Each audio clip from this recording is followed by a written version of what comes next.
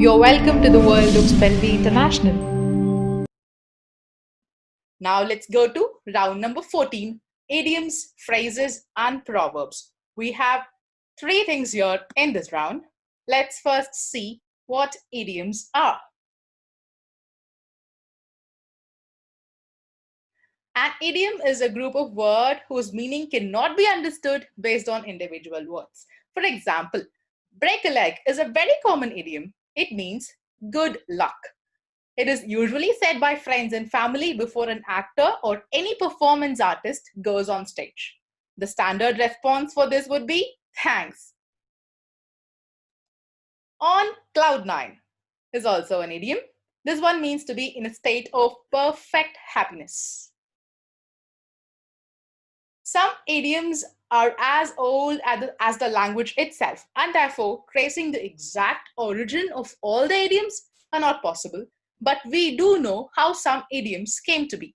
The idiom bite the bullet is used to mean to accept something difficult or unpleasant. In the olden days, during battle, before anesthesia was invented, or when doctors were short on anesthesia, they would ask the patient to bite down on a bullet during an operation to divert attention from pain or reduce screaming. And did you know that once in a blue moon, this idiom is used to refer something that happens very rarely? You've been using this quite often, once in a blue moon. But did you know that the blue moon is a real astronomical phenomenon? The second full moon in the same month is called a blue moon. This happens every 2.7 years, that is approximately 32 months or so. Let's see one more. Let the cat out of the bag is used when someone reveals a secret or a surprise, usually by accident. In the Middle Ages, that is during 5th to 15th century, livestock such as piglets, chickens, ducks were sold in small bags to be carried home by customers. But some dishonest sellers put cats into the bags rather than the actual animals because cats were about the same size and weight but had little value. So when you let cat out of the bag, you expose the secret to everyone. You get it? So English has many interesting, colorful, and fascinating idioms such as this. Can we now go to phrases? Before that, this is how the idioms would be there in your books. Idioms with their meaning based on some theme or idea. Here we have an idiom. We have 6 idioms based on animals. You have the meanings of those idioms, and you have to put the correct idiom in the blank based on the context. For example, here we have Ray knew that tennis was her sport when she learnt it so quickly. What should be the answer there? Of these 6 idioms, the one that fits in that blank is like a duck to water. So this is how you will find idioms in your book. For younger groups, it will be only choose the correct answer. Now let's go to phrases. Phrases can really describe any collection of words, a group of 2 or more words functioning as a meaningful unit. For example, ups and downs mean good times and bad times. Spick and span means extremely neat and clean. More or less means somewhat or approximately. It has these 2 meanings because when somebody asks you, are you happy? If you say more or less, it means you're somewhat happy.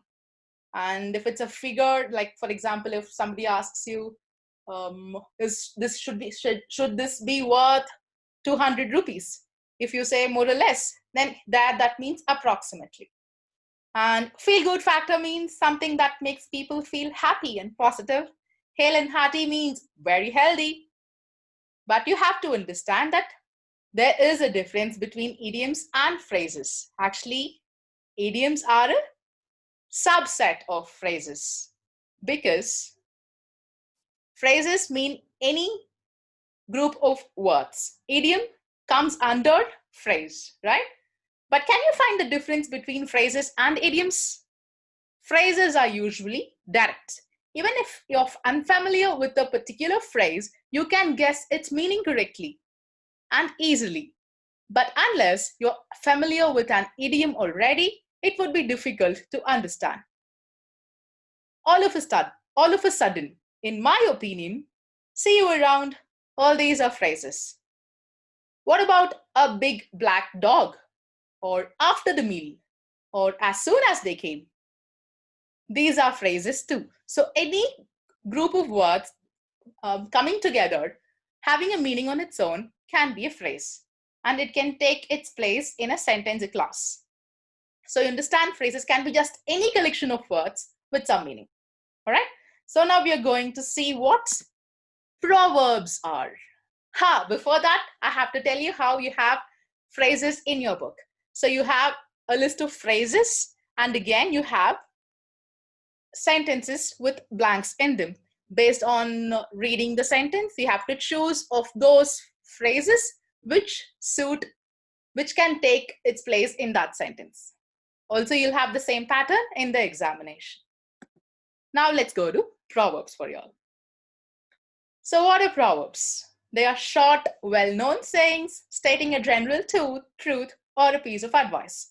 Every language or culture will have a collection of wise sayings that offer advice about how to live your life. A good conscience is a soft pillow. It means when you're always doing the right thing and have nothing to feel guilty about, you sleep well. Little strokes fell great oaks. You can complete a huge and scary task by steadily doing it in small portions. Easy come, easy go. Anything that is attained easily without much effort is easily lost or spent. The proof of pudding is in the eating. A person's character is judged by his or her actions. And what is this last one? What is the good of a sundial in a shade?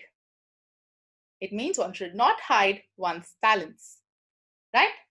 So now let's see how they are organized in your book. This is how you will have proverbs in match the proverb with its meaning format. In the exam again, you will match the proverbs with their meanings. All idioms, phrases, and proverbs, all these three will come as a part of round number 14 for 10 marks in your level 4 exam. All right. So organized based on themes with clear meanings and proper usage, our idioms, phrases, and proverbs will help you in expressing ideas in a few words and express something very vividly. And we are sure when you use idioms, phrases, and proverbs in your communication, it will surely awaken the listeners' or readers' senses.